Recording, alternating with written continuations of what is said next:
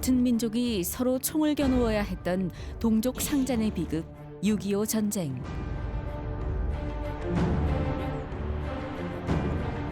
당시 백척간도의 나라를 지키기 위해 목숨을 아까워하지 않고 전선으로 달려나간 영웅들이 있습니다.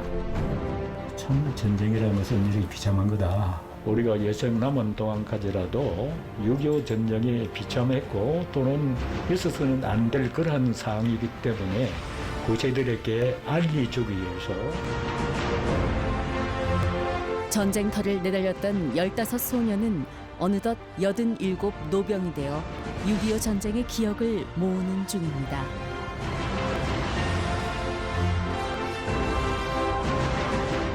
충성! 나는 대한민국 군인이다. 전장의 살을 잃었다. 15세 통신병 손담옹의 이야기가 시작됩니다.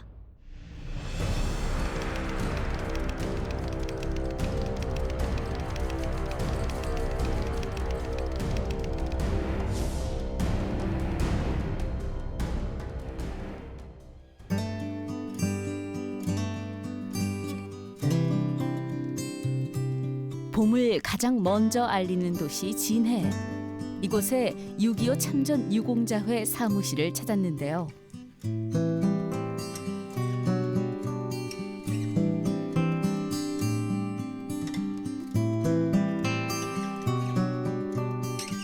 업무에 열중하고 있는 오늘의 주인공, 손담 할아버지.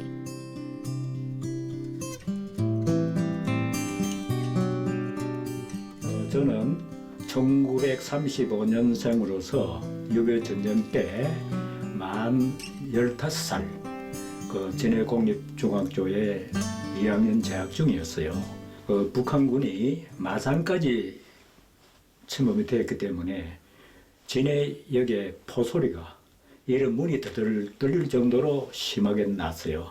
이제 여기서 마산 뺏기고 나면 진해도 금방 뺏기는 거고 이것은 아니겠다. 그래서 나이를 만 15세에서 18세로 올려서 육군통신학교를 입결해가지고 50년 9월 13일 날 포항 전투를 하고 있는 육군 26년대 3대대 통신대로 발령을 받았어요.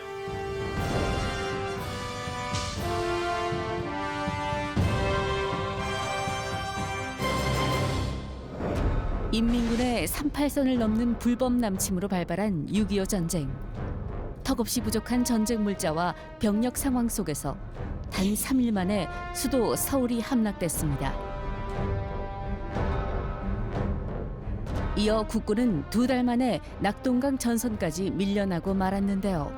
남한 국토 대부분을 점령당하면서 당시 임시 수도였던 부산도 안심할 수 없는 상황. 절체절명 국난의 상황 속에서 이를 목도하던 학생들이 움직이기 시작했습니다. 그 중에는 당시 15살이던 소년 손담도 있었습니다. 물론 자원을 안 해도 되는데 그때 우리가 어린 생각이지만은 일제 시대에도 우리가 학교를 다녔단 말이에요. 초등학교를. 그래서 그렇게 압박을 받고 이렇게 지냈는데 이제 우리가 더 물러날 땅이 없단 말이에요. 피난짐을 써놨지만 어디 일본을 갈 거야, 제주도를 갈 거야 그런 그 상황이었거든. 그래서 아마 그런 영향도 있었지 않은가. 집에 가지고 아버지 내일 군대 갑니다. 부모가 어떻게 생각했겠어요? 그래가지고 아버지 한숨을 쉬시면서 왜 가려고 그러느냐. 그래도 가야 됩니다. 뭐 이거는 말 안 하고 그래도 가야 됩니다. 207명의 학우들과 함께 자원 입대를 결심한 손담은 나이를 속이면서까지 입대에 대한 의지를 확고히 했습니다. 총 한 번 쏘아보지 못하는 2주간의 급속 훈련을 받고 그는 15살의 통신병이 되었는데요.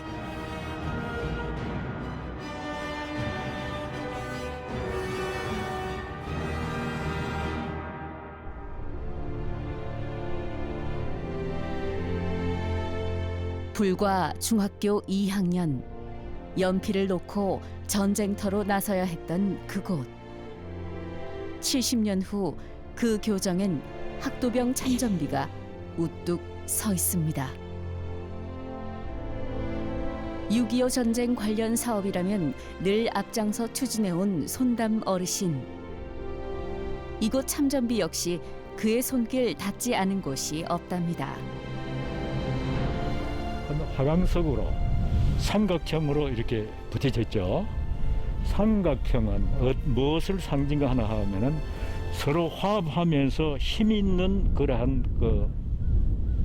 형상을 하고 있다. 참전비 뒤편 자랑스러운 용사들의 이름을 만날 수 있는데요. 여기에 이름이 다 새겨져 있죠. 여기에 진해 그때는 중학교 때죠.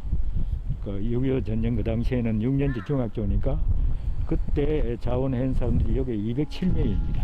207명 이름이 다 새겨져 있습니다. 이병 열차 안에서 함께 용진가를 부르던 친구들입니다. 처음으로 부모님의 울타리를 벗어났을 소년들. 총성이 빗발치는 전쟁터에 던져졌을 때도 함께이기에 두려움의 눈물을 속으로 끝끝내 속으로 삼킬 수 있었던 거겠죠. 앞세워 많은 친구들을 보낸 지금 여전히 그립습니다. 누구보다 용맹했던 그 시절 모두의 피는 뜨거웠고 함께한 시간은 오로지 찬란했으니까요. 요게 나하고 곽종열, 김원태,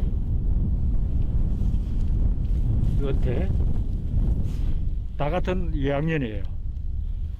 세 사람이 공교롭게도 수도사단 26년대, 곽종열이는 1대대 통신병, 김원태는 2대대 통신병, 손담 나는 본인은 3대대 통신병. 이렇게 해서 같은 연대에서 서로 전투하면서도 서로 무단한 목소리를 서로 들어가면서 이렇게 갈 수 있는 그런 것이 산과 산과 이렇게 사이에 멀리서도 서로 교신을 하는 게 다 친구 목소리를 들으면서 이렇게 우리가 할 수 있었다는 것인데 다 아깝게도 다 두 친구는 이미 고인이 되고 이렇게 됐어요.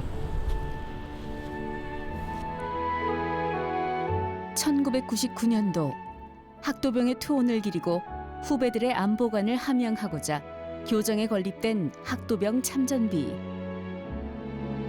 참전비만 덩그러니 세워졌던 이곳에 그 의미를 밝혀줄 안내판 설치까지 적극 앞장선 이도 다름 아닌 손담 할아버지였답니다. 이걸 할 때 이것만 조립을 했지 저쪽에 안내판은 없었어요. 그리고 건립을 하고 나면 반드시 국가 현충 시설물로 등록이 돼야 되는데 미처 등록을 안 하고 있어. 그걸 내가 자료를 보훈지청에다가 제출해가지고 이것을 완전히 등록한 것이 2013년도인가 이쯤 됩니다. 웬만해선 그를 막을 수 없다. 할아버지의 못 말리는 보훈 사랑. 전쟁은 그에게 대체 어떤 의미였을까요? 그 기억을 따라가 보면 혹시 그 뜻을 헤아릴 수 있지 않을까요? 1950년 9월 포항에서는 형산강을 사이에 둔 국군과 인민군의 격렬한 전투가 한창이었습니다. 30kg의 무전기를 지급받고 수도사단 26년대에 투입된 통신병 손담. 형산강 전투에서 승리의 깃발을 잡으며 북진을 계속 해나가는데요. 포항 낙동강 지구 전투, 안강 기계지구 전투, 해산진 진격전 등 굵직한 전투를 치러내며 압록강까지 거침없이 밀고 올라가는 매서운 기세를 보여줬습니다. 육군 26년대를 일명 해산진 부대라고도 해요. 왜냐하면은 6.25 전쟁 때 한국군으로서는 해산진에 먼저 도착을 했기 때문에 이름이 해산전 부대라고 들어가 있어요. 그때 우리는 거기에 한 2주일간 이렇게 방어를 하면서 바로 강 건너 중국 땅, 만주 땅 강이 옛날에 다 보이는데, 아, 이제는 통일이 되겠다. 통일이 됐다. 아니, 이런 참 기쁜 마음으로 이 방어를 했는데, 조금 있으니까 빨리 철수를 하라, 이게요. 해산전에서 바로 흥남 부두에서 조금 떨어진 북청이라는 시가 있는데, 그까지 3일 만에 전부 철수하라 그러는데, 그 거리가 한 300년이나 되는 3일을 어떻게 하나요? 그만큼 그 당시에 위급했어요. 상황이. 왜냐하면은 이미 중국군이 30만 명이나 딱 벌써 원산 쪽까지 다 와서 한경 남북도에 들어가 있는 아군을 완전히 포위로 다 체포했으니까. 둘러싸버린 거예요. 그렇죠. 그래서 흥남 부두에서 우리 아군들 포사격하는 걸 보게 되면은 군함이 어떤 군함은 저 청진 쪽으로 쏘고 어떤 군함은 우리가 했던 북쪽으로 정북쪽으로 보고 또 어떤 군함은 원산으로 보고 하면 완전히 흥남 부두 그 항구는 완전히 적의 포위가 됐다는 걸 그것만 보더라도 알 수 있잖아요. 그러한 그 어려운 것을 가지면서 메르디스 빅토리호를 23일 날 오후 2시에 피라미드를 실어보는 게 먼저 보내고 우리는 미 이제 군함을 타고 내려와야 되니까 메르디스 빅토리호에 피라미드를 실기 위해서 그 안에 군수 물자는 전부 부둣가에 내려놓고 우리 배가 출항할 때 폭격해가지고 전부 이렇게 폭파시키는데 그때는 또 다른 전쟁터 이상 힘드는 그런 장면이었어요. 흥남부두에서 군인과 피란민 10만여 명을 구출시킨 대규모 철수작전. 특히 화물선 메르디스 빅토리호는 모든 군수물자를 버리고 1만 4천 명의 피란민을 태워 그들을 구출했습니다. 당시 마지막으로 흥남부두를 떠난 배 온양호에 탑승했던 손담옹. 적지를 벗어나기 무섭게 그는 또 다른 전투에 참여해야 했는데요. 흥남항을 출발해 묵호항에 내려진 26연대. 그 길로 곧장 달려간 곳은 금화지구 전투와 향로봉 전투 등 최전방의 격렬한 전투 현장이었습니다. 우리하고 똑같은 학년에 나이도 같은 친구가 그 금화지구 전투 많이 들었죠, 소식? 거기에서 똑같이 가설 작업을 하는데 포탄이 떨어지는데 내가 엎드려 같이 엎드렸는데 끝나고 나서 야 빨리 가설해야지 일하라고 소식 없잖아요. 그래서 야 왜 안 일나봐 소식 건강 아주 뭐 말이 끝난지 들어보니까 축 늘어져. 그래 보니까 피도 많이 흘리지 않고 급소에 맞은기라 피도 안 흘리면서 좀 그래 참 전쟁이라는 것은 이렇게 비참한 거다. 전쟁을 일어나게 되면 꼭 어떤 방법을 하든지 승리를 해야 된다. 병역 의무도 없는 나이에 자원 입대한 학생들과 징집된 청장년 등 총 1,430명. 자유민주주의 수호라는 일념으로 전쟁터에 투입된 호국 영웅들을 위해 건립된 진해 6.25 참전 기념비입니다. 그날의 치열했던 전쟁의 참상을 기억하고 안타깝게 사나한 전우들을 추모하며 손담 어르신이 10수년째 정성을 다해 관리하는 곳이기도 한데요. 여기 천자봉 기슭, 국가에 몸바친 우리 고장, 참전 유공자들이여 그 거룩한 넋을 기리어 6.25 참전 기념비를 세우니 임들의 위국 헌신은 역사의 길이 빛나리라. 우리는 이 충무공의 넋이 살아 숨쉬는 진해 앞바다를 바라보며 이곳이 애국 애족의 산 교육장이 되게 하리라.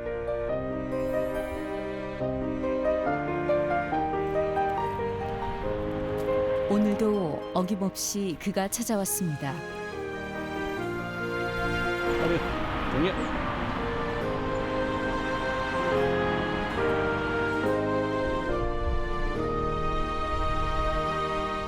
먼저 간 전우들을 향한 한치 흐트러짐 없는 예우.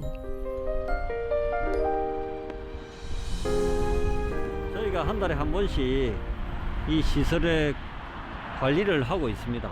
그래가지고 여기 와서 청소 상태라든지 아니면은 이 주변 환경 전반을 한 달에 한 번씩 꼭 회장님 모시고 보고 갑니다. 요즘은 코로나 때문에 여러 회원들이 못 오지만은 그 이전에는 회원들이 여러 분 오셔가지고 이 시설 일대에서 참배도 하고 청소도 하고 마치고 나면 식사도 하고 그렇게 했습니다. 요 안에 어디 넣어놨는데 치아풀 있는가 보네. 없는데. 다 차프도 치아풀 없는데. 청소 도구를 갖다 이렇게 사는 여기도 청소 도구로 나눠놓는데 이런 이게 딴 데다 넣어놨는지 모른다. 어디야? 어디 안 보이도 주고 가서 하니까 아무 데나 넣어라. 그래, 요 가요.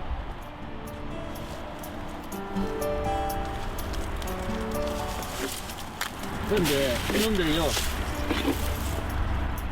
숨긴다고 아주 잘 숨겨놓았던 청소도구 드디어 찾았네요. 6.25 전쟁 당시 어린 나이에 최전선에서 싸웠던 할아버지는 지금도 어느 때보다 바쁜 나날을 보내고 있습니다. 지역 내의 6.25 관련 사업을 추진하고 활성화시켜 잘 유지하는 일. 결코 쉽지 않은 그 길을 할아버지는 꿋꿋이 걸어가고 있습니다. 이곳 6.25 참전 기념비 또한 구석구석 할아버지의 손때가 묻지 않은 곳이 없는 자랑스러운 결과물인데요. 여기 처음에는 이러한 조경도 돼 있지 않고 전부 맨 땅에다가 그냥 세워놓고 내려 아무것도 없었어요. 이것을 그동안 늘 관리를 하면서 국가로부터 보훈처 되겠죠. 보훈처로부터 예산도 없고 그 다음에 시청에다 요청해서 이렇게 조성을 해서 완전히 공원처럼 이렇게 되어 있습니다. 여러 사람이 뜻과 힘을 모아 멋진 모습으로 관리해온 6.25 참전 기념비. 지금의 근사한 모습이 있기까지 얼마나 많은 수고와 정성이 들어갔을지 짐작이 되는데요.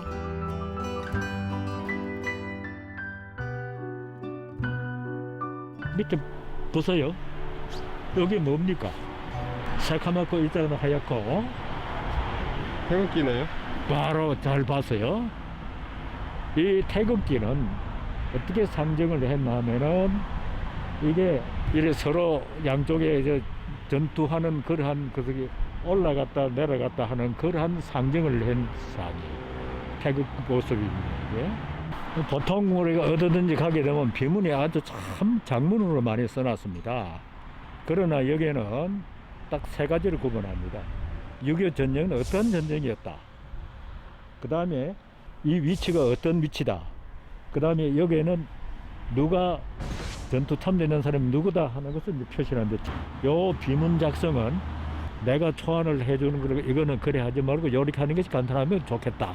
이렇게 해서 요렇게 간단하게 했습니다. 6.25 참전 유공자들의 조국 수호를 위한 위국 헌신의 정신은 앞으로 후세들이 마음 깊이 기리고 되새겨야 할 또 다른 애국의 한 방법일 것입니다.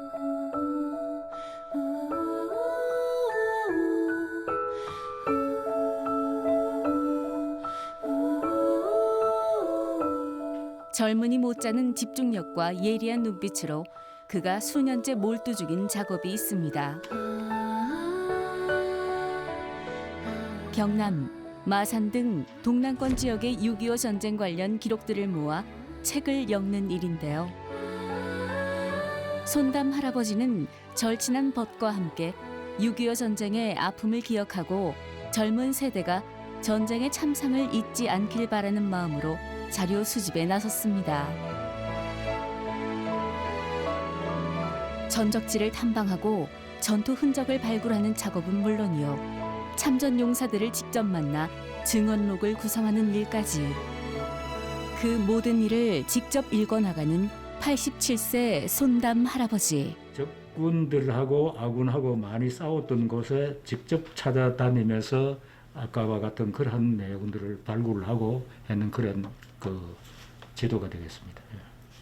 우리 자비로서 이 책을 발간해 가지고 냈던 작업입니다. 이 특히 저희가 발굴한 장면은 이겠죠. 전부 칼라를 하다 보니까 단가도 비싸게 치이고, 요거 할 때는 둘이서 이렇게 하면서 합작을 했고, 이것은 미 25사단이 마산에서 전투했는 마산 방어 전투에 대한 전쟁 일지를 전부 배 박사가 번역을 한 겁니다.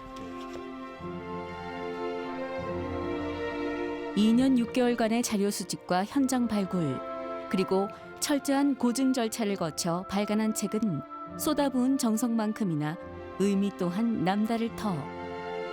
그가 고난의 역사를 기록으로 남기는 일을 마다치 않고 앞장서는 이유는 뭘까요?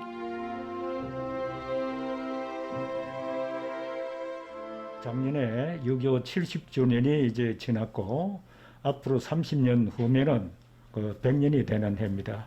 100년이 되는 해에는 우리 6.25 참전한 사람들은 한 사람도 남지 않습니다. 그래서 이러한 작업은 힘이 들어도 우리가 앞으로 우리가 여생 남은 동안까지라도 6.25 전쟁에 비참했고 또는 있어서는 안 될 그러한 사항이기 때문에 후세들에게 알려주기 위해서 마지막 힘을 쓰고 있다는 그렇게 생각을 하시면 됩니다.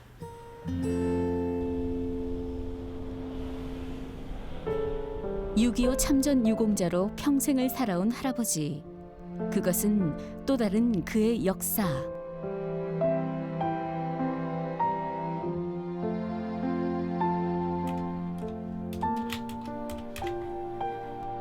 할아버지는 지금도 책을 씁니다. 그가 걸어온 길이 곧 역사요. 살아온 인생이 기록일 텐데요. 더없이 신중한 책임감으로 그가 발굴한 역사를 활자로 옮깁니다.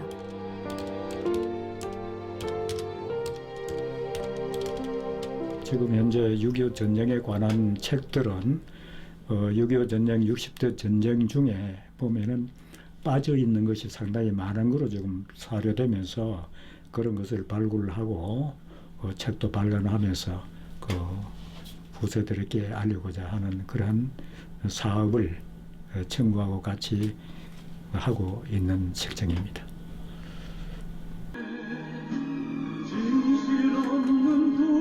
아직 끝나지 않은 전쟁.